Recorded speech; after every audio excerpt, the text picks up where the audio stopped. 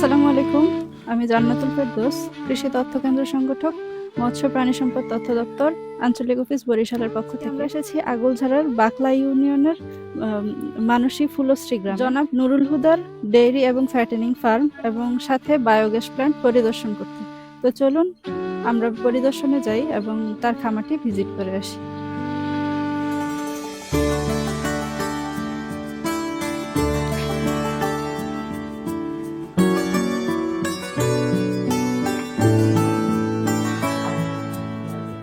আসসালামু আলাইকুম। ওয়ালাইকুম আসসালাম। আমি জান্নাতুল ফেরদৌস, মৎস্য প্রাণী সম্পদ তথ্য দপ্তর থেকে আসছি আপনার এই খামারটা পরিদর্শন করার জন্য। জি। তো এখানে আপনার দেখলাম যে বায়োগ্যাস প্ল্যান্ট করেন আপনি, সেটা আপনি কত সালে শুরু করছিলেন? এটা 3 বছর হয়েছে আমি আনছি সৌগত শক্তি থেকে। তা আমার 4 জন ফ্যামিলির জন্য যে আমার কেয়ারটেকার থাকে তার জন্য এটা ব্যবস্থা করছি, এবং সারটাকে আমি গোবরটাকে গ্যাস হিসাবে ইউজ করি, আর এবং সার হিসাবে কিছু আমি গাছে যেমন যে নেপিয়ার স্মার্ট ঘাসগুলো যেগুলো আছে না ওখানে আমি খামার করার খুব ছোটকাল থেকে খুব ইচ্ছা ছিল। একটা বড় বাড়ি আমি আলহামদুলিল্লাহ কিনছি। এখানে 272% জায়গা, 2 একর 72 যাকে বলে। আমি প্রথম 3টে গরু দিয়ে শুরু করছি আজকের থেকে 8-10 বছর আগে, জাস্ট শখের বসে গাভী গরু। ওখান থেকে বাচ্চা হয়ে হয়ে যখন বেশি হয়েছে তখন আমি একটা করে এই প্রথম আমার এই ঘরটা ছিল। এটার পর আমি পরে ওইখানে ছোট আর একটা করছি, আর এইটাকে গাভীদেরকে নিয়ে আসছি। নিয়ে আসছে পর এখন আমার মাশাআল্লাহ 16টা-17টা গরু বাচ্চা সহ সার গরু প্লান্ট আছে, মোটা করেন তাজার সিস্টেম আছে। আমি প্রত্যেক ঈদে কুরবানিতে 4-5টা সেল অরিজিনালভাবে 5 থেকে 6টা গাভী হলেই গরু হলেই এটা চলে। এটা একটা জাস্ট ঘরোয়া বড় প্লান্ট না। 4 জন ফ্যামিলির জন্য আপনি 4 ঘন্টা গ্যাস পাবেন।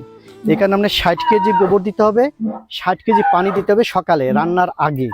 এটা সিস্টেমটা এরকম, রান্নার আগে আমাকে এটা পূর্ণ করতে হয়।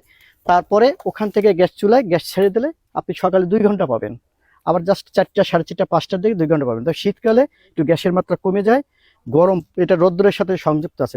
যখন রৌদ্র বেশি পাবে তাহলে এটা গ্যাসের মাত্রা বাইরে যাবে, এবং আমার পুরো ফ্যামিলি 4-5 জন খাইতে পারে। গ্যাসের এটা হয় মানে অতিরিক্ত যে গোবরটা, যে পুরান গোবরটা চলে যায়, এটা আসতে 18 দিন সময় লাগে। এখন যেটা নিচে চলে যাবে ওটা উপরে আসতে 18 দিন সময় লাগবে, আর গ্যাসে কোনো ধরনের গন্ধ নাই। সবুজ শক্তি সুন্দর একটা গ্যাস। এখন গরুর সংখ্যা বেশি, তো আমি শিফট করে বড় করে ওটাকে আমি আরো উন্নত মানের, যাতে আমি আরো সাপ্লাই দিতে পারি এলাকায়, পাশের বাড়িটাতে এইভাবে গরু দিয়া। প্ল্যানটাকে আমার খুব বড় করার ইচ্ছা, মানে 16-17টা গরু না, আমি এই যে ঘাসটা সেই পুরো জায়গাটা অনেক বড় এলাকা, জাস্ট এটাই আমার ইচ্ছা। আচ্ছা, এটা হচ্ছে নুরুল হুদা নূপুর ভাইয়ের একটা ফার্ম। এখানে দেখা যাচ্ছে গাভী আছে এবং এখানে ষাঁড় গরু আছে, এবং উনি প্রতি বছর এখানে অনেক ষাঁড় উনি বিক্রি করে কোরবানির সময় আর কি। এটা উনি যে এখানে যে গাভী গরু এবং ষাঁড় গরুর যে গোবর যেটা আছে, এইখানে উনি 60 লিটার গোবর প্রতিদিন দেয়, এবং হচ্ছে এখান থেকে 60 লিটার পানির মাধ্যমে যে গ্যাসটা, এই যে তারের মাধ্যমে, এই যে পাইপের মাধ্যমে ওই রান্নাঘরে গ্যাসটা চলে গেছে। এখানে মোট 4 ঘন্টা উনি গ্যাসটা পায়, সকালে 2 ঘন্টা এবং বিকেলে 2 ঘন্টা। এছাড়া যে বায়োগ্যাসের যে স্যালারি যেটা হচ্ছে, মানে এইটা ফার্মেন্টেড হওয়ার পরে যেটা মানে অপদ্রব্য হিসেবে বের হয়ে যায় স্যালারি, যেটা এই স্যালারিটা উনি এখানে যে ঘাস আছে বিভিন্ন প্রজাতির নেপিয়ার এবং নেপিয়ার পাকচং এবং হচ্ছে গুইতেমালা ঘাস আছে, নেপিয়ার স্মার্ট ঘাস আছে, এই ঘাসে ওই স্যালারিটা দিচ্ছে। একটা মানে অস্থায়ী বায়োগ্যাস প্ল্যান্ট। এটা প্লাস্টিকের, আমরা যেমন প্লাস্টিকের ড্রামে যেমন পানির যেমন রাখি, এটা যেমন প্লাস্টিকের যে ড্রাম আছে এটার মধ্যে উনি গোবর রাখতেছে। এটা একটা অস্থায়ী সিস্টেম, এবং হচ্ছে যে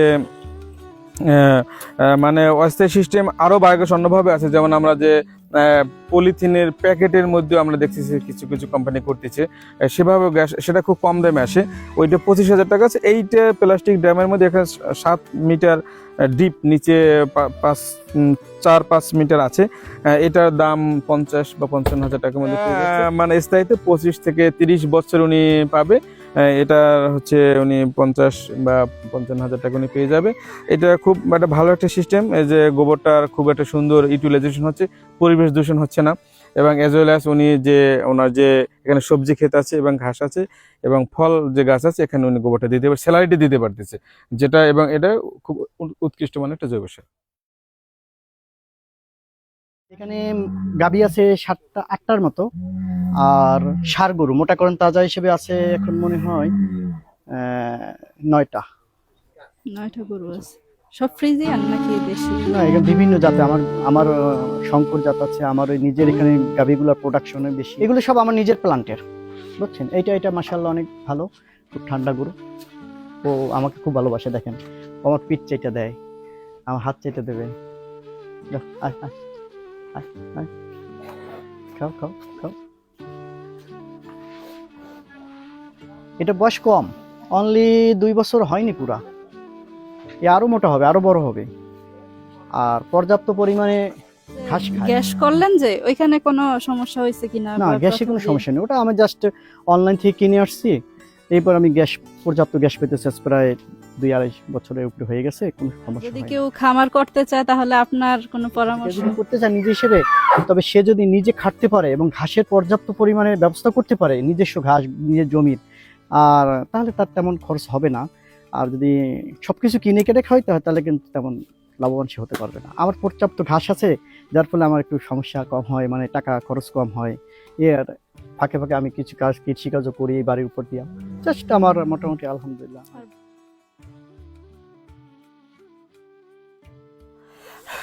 আচ্ছা, মৎস্য প্রাণী সম্পদ তথ্য দপ্তর বরিশাল থেকে আমাদের 2জন প্রতিনিধি এসেছে আজকে আমাদের যে নুরুল হুদা ভাইয়ের যে খামার যেটা সেটা ভিজিট করার জন্য। এখানে ওনারা কিছু লিফলেট নিয়ে আসছে, এটা যদি উনি পড়াশোনা করে এবং হচ্ছে অথবা যে তরুণ উদ্যোক্তা যারা আছে, যারা কোনো কিছু শিখতে চায়, এটা যদি পড়াশোনা করে তাহলে আশা করি উপকৃত হবে। এবং হচ্ছে যে যদি কারো কোনো লিফলেট প্রয়োজন হয় তাহলে ওনাদের দপ্তরে যোগাযোগ করলে ওনারা দেবে। তো ওনাদেরকে অনেক ধন্যবাদ, ওনারা এসেছে সেজন্য।